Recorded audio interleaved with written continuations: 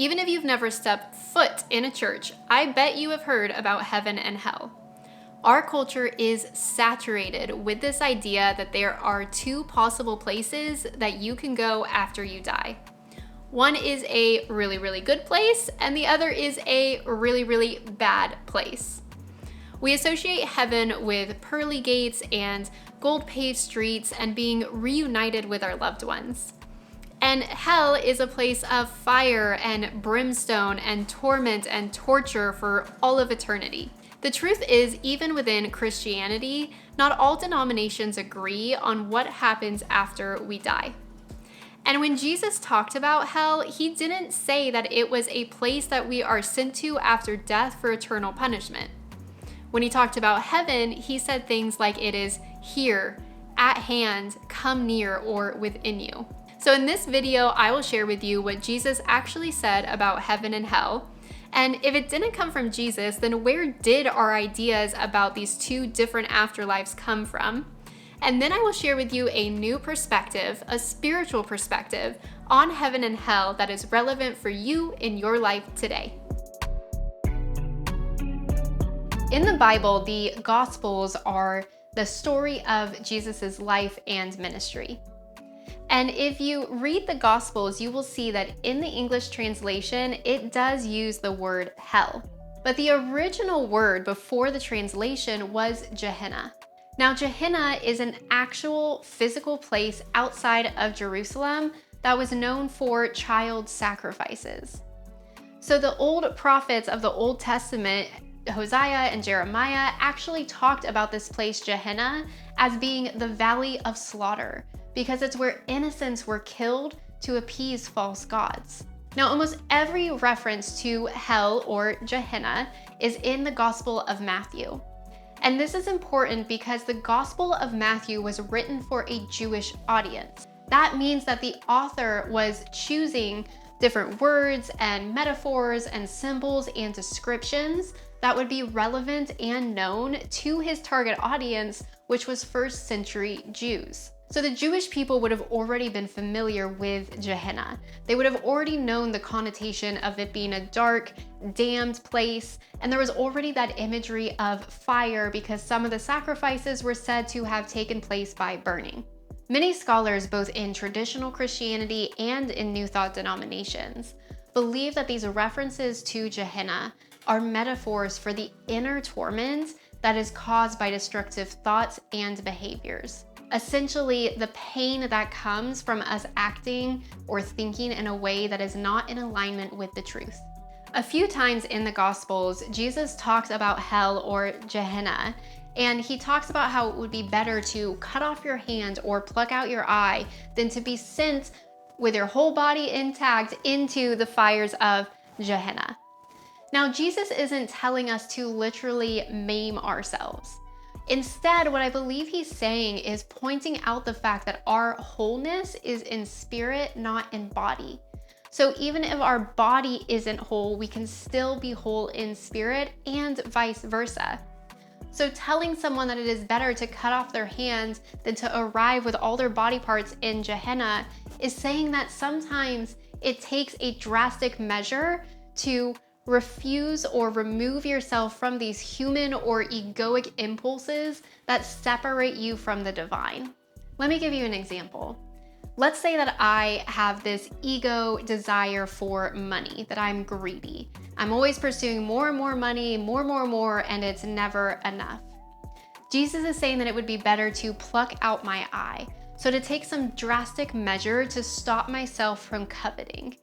So maybe that means I need to forsake social media altogether so I'm not constantly in this comparison mode. Or maybe selling all of my stuff and giving all my money to charity and living as a monk. Jesus is saying that it would be better to take these drastic measures because continuing to pursue this greed is causing pain and suffering at a soul level. Which makes sense because if you're constantly coveting more and more, it means you're never satisfied with what you have.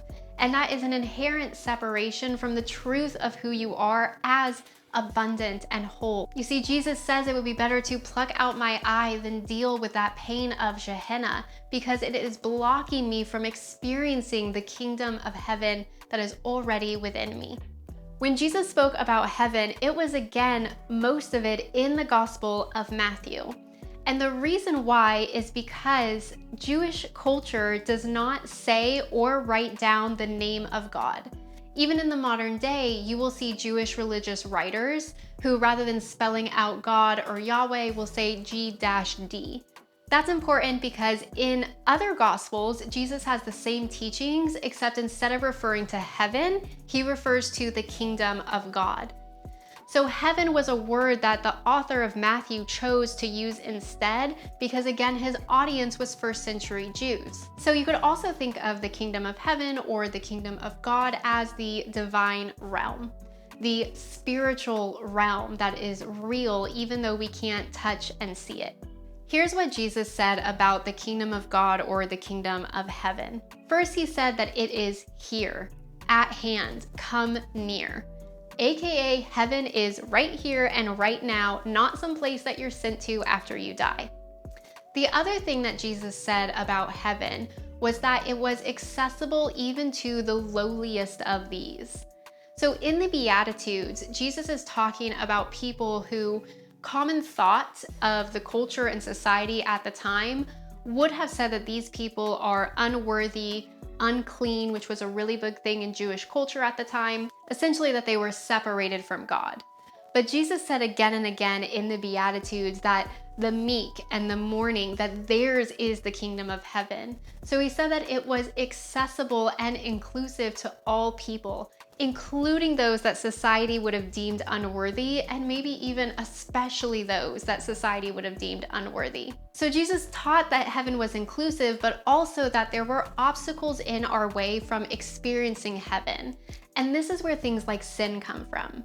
Sin isn't something that you are punished for example, by being sent to hell after your death. Rather, sin means missing the mark. So sinning is any time we skew ourselves out of alignment with the truth of the divine. So when Jesus talked about hell or Gehenna and the kingdom of heaven, they were these two opposites that talked about certain sins and certain behaviors leading more down the path of pain, and other thoughts and behaviors leading towards the path of heaven or pure bliss and oneness with God. Jesus also talked about heaven in parables. It's not something that you can see and touch, it's something that you experience. And so in order to try and describe these spiritual concepts, he used metaphorical and parabolic language in order to help people expand their minds and think differently about things. That's why he compared the kingdom of heaven to a mustard seed or to yeast in unleavened bread. So he used these metaphors to try and convey a meaning of something that is intangible and hard to explain. But again, it wasn't trying to explain somewhere you were going after you died. It was trying to explain something that is here and accessible now, that is at hand, that is among you and within you. So if our cultural beliefs about heaven and hell as places you go after you die didn't come from Jesus, then where did they come from? Well, in the Hebrew scriptures or the Old Testament, they talk about a place called Sheol, which is essentially like Hades in Greek mythology. So it is this kind of shadowy underworld, but it's not a place of punishment. It's just the place where all souls go after they die. But then in the couple centuries before and the couple centuries after Jesus, the Jewish people were exposed to more cultures like the Greeks and the Persians. And it seems like they started to adapt some of their beliefs as their own. And so this is when you start seeing in this time frame some Jewish ideas about there being two separate places or about some type of judgment after you die, which was common in Persian thought at the time. So this debate has been ongoing in Jewish culture and continued after the death of Jesus with early Christianity as well. The early church fathers disagreed and debated over what happens after you die. There are some people like Origen, who we include in our lineage for New Thought Christianity, who believe that all souls are reconciled to God after death. But then there were other people like Augustine who believed that no, there is a dark underworld called hell that the bad people are sent to for eternal torment. So this was a debate even within the first couple centuries of Christianity, and Augustine and his people obviously won the debate because we started to get this idea within Christianity of a good place and a bad place. Then it was during the medieval times that this really started to get saturated into the culture and really take on a life of its own. In Dante's Divine Comedy, he has Dante's Inferno and Dante's Paradiso, which is where the majority of our cultural beliefs about heaven and hell come from. In the medieval times, these writings came out giving this very visceral and graphic description of eternal torment and who was sent there, as well as a graphic description of heaven or paradise after death. And the medieval preachers of the time really latched onto this, because think about how much easier people are to control when you are the person who can stoke fear about hell into them, and you're also the one who can tell them how to avoid hell and get to the good place instead. So medieval preachers really latched onto this hell and heaven idea because one was a bad place and one was a good place. It was almost like the carrot and the stick. That if the fear didn't control you, then the promise of a reward might help them control you, keep you coming to church and listening to what they say. So really you can trace it all back to one interpretation of Jesus's words that was perpetuated by one guy and just kind of caught fire, no pun intended, and really took off and is still immersed into our culture. But what if it's not true? What if there is not a heaven or a hell that you go to after death? In New Thought Christianity, we reframe heaven and hell not as geographical places, but as states of consciousness. So heaven and hell are two ends of a spectrum of our consciousness. Hell is when we are completely identified with the ego or with the human or sense consciousness. It's when we believe that this is the one life that we have to live, that it's all about me, and all of those sins that Jesus talked about kind of lead our consciousness closer to that hell state. And then heaven is over at the other end, when we are consciously aligning ourselves with these pure ideas and seeking to express the light of God in the world. That the more we think and speak and do things that are in alignment with the spiritual truth of who we are, that are more identified with our highest self or our soul rather than our ego, we move ourselves closer to that experience of heaven. I wonder if you've ever experienced a time in your life where you felt like I am in hell or I am going through hell. Undoubtedly, there were things happening that were contributing to that experience. Nobody says they're going through hell when everything is good about life. They have plenty of money, all their relationships are good, the world's not on fire, the president they wanted got elected, their job's going well. When everything's going great, we don't say we're going through hell. So for sure, it is an experience that we are not wanting and that is causing pain and suffering. The shift I want to invite you to make is instead of looking at it like I must be being punished, that all this bad shit's happening because I must have done something wrong and God is punishing me, you can reframe that instead that hell is an invitation. I always think about how God gives you nudges. I don't know if you've experienced that too, where sometimes it feels like something within me is just kind of pushing me to either go this way or that way. And I used to always make this joke that when I'm not paying attention to those nudges, that instead God shoves me. And that's kind of what I think about hell as, is it's something that gets our attention. The suffering is so severe and so bad, the experience is so unwanted that it wakes us up. You see, hell is traditionally associated with fire. And wouldn't you know it, that metaphysically fire is a symbol of transformation and purification. Essentially burning away the old so that something new can take its place. I experienced my own hell when I was a teenager. And yes, I could point to all of these external factors that were contributing to my experience of hell. But the truth is there was stuff within me that needed to be changed and transformed as well. And so hell is this invitation for us to go within and look at what ideas am I holding on to? What beliefs am I holding on to that are contributing to this experience? Shifting those beliefs can help us drastically change our experience of life. If we are over here in hell consciousness, we can change our thoughts, change our beliefs, and start bringing ourselves closer to an experience of heaven, which is pure bliss. Now, that doesn't mean that as we shift our consciousness, all of the stuff going out in the world and in our lives is just immediately going to get fixed and be better. The way that we look at it, the way that we interpret it, the way that we make meaning of it, 100% has to do with our consciousness. So even if we can't change the outer facts of what's happening, we can change the way that we relate to them. And that's what this shift in consciousness is all about. So for myself, when I was going through my experience of hell, it was absolutely a time of transformation and change for me. I recognized that I had a victim consciousness where I felt like I had no control over my life and my decisions, where I lived and what happened to me, that I was just a victim of circumstances. I tended to blame a lot of other people for the bad stuff that went on in my life and took almost zero responsibility for my own role in creating my own problems. I also realized that I held on to a lot of beliefs that I was unlovable, unworthy, broken, and fundamentally flawed in some way.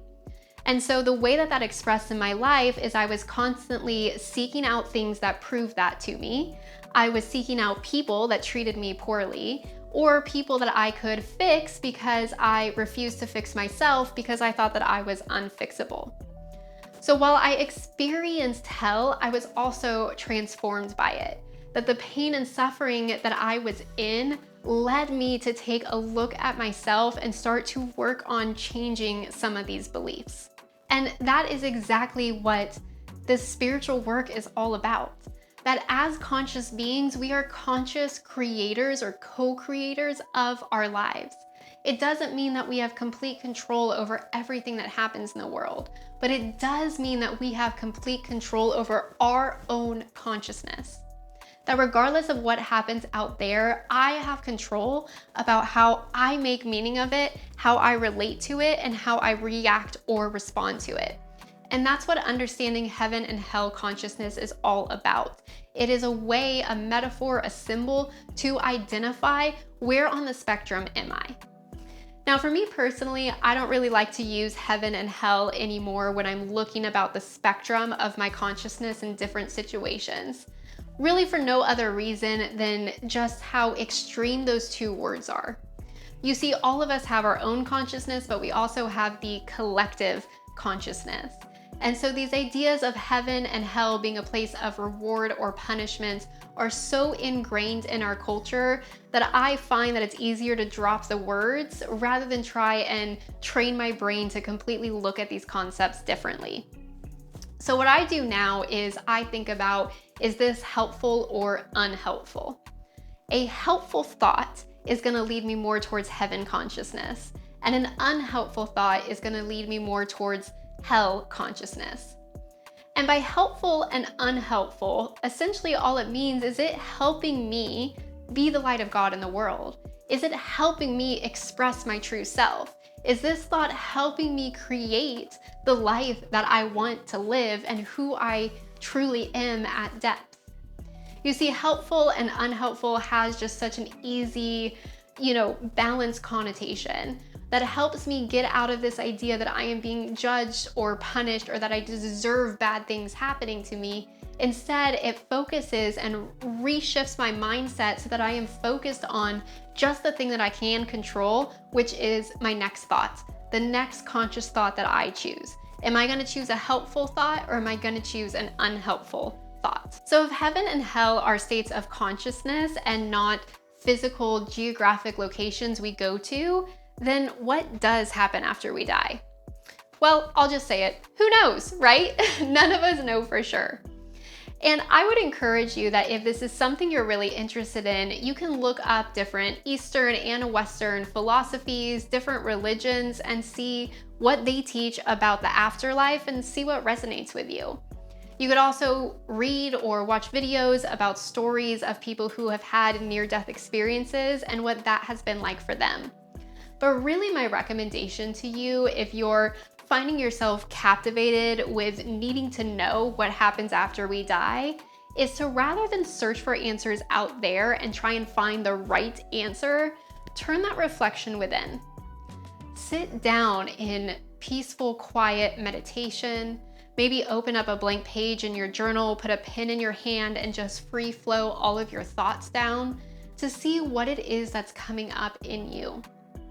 If we're really focused on the afterlife, it's often because something has happened that is waking us up to want to explore that.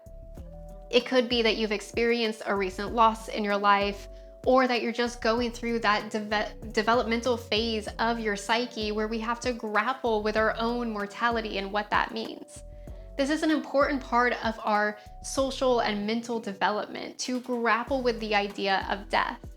And thinking about heaven, a place with gold-paved streets where we're reunited with our loved ones, can be very comforting, but you also have access to that comfort within you, whether that's true or not. So I want to invite you, if you're interested in the afterlife and what happens after you die, to really turn within and reflect on why this is up for you right now.